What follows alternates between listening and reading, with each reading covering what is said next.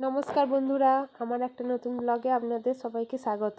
Blog বলতেই রান্নার একটা ভিডিও তো আপনাদের সাথে শেয়ার করছি, যেটা এখন তো শীতকাল মানে প্রত্যেকটা বাড়িতেই হয় পালং শাকের তরকারি। পালং শাক তো হবে, আর আমাদের বাড়িতে তো প্রায়শই হয়, তো খুব ভালোও লাগে খেতে। তো শেয়ার করলাম এই যে পালং শাক, এটা আমি তার আগের দিন, যেহেতু আমার সকালে রান্না থাকে তো তার আগের দিন আমাকে সবজি কেটে রেখে দিতে হয়।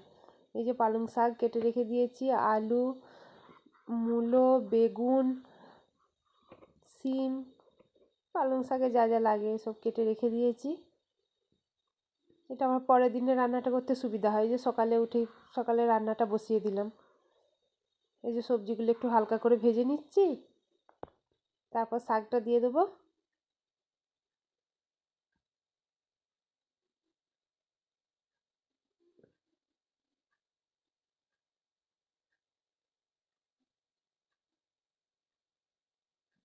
তারপর মশলা দেবো, যেমন মশলা দেয়।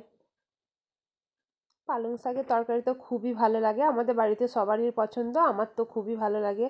তো ওর জন্য আমাদের শীতকালে তো প্রায়শই আমাদের পালং শাকের তরকারি হয়।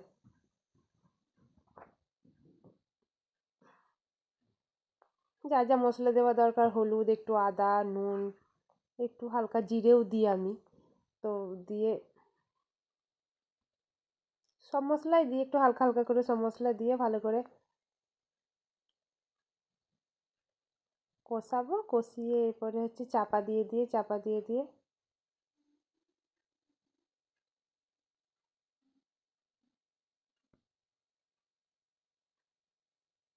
শাকের এই এক নিয়ম, অনেকটা দাও তো হয়ে যাবে একটুখানি। কি অবস্থা, দেখে মনে হবে কতটা হবে কিন্তু হয়ে যাচ্ছে একটুখানি। এই যে ব্যাস, এবার হয়ে গেছে।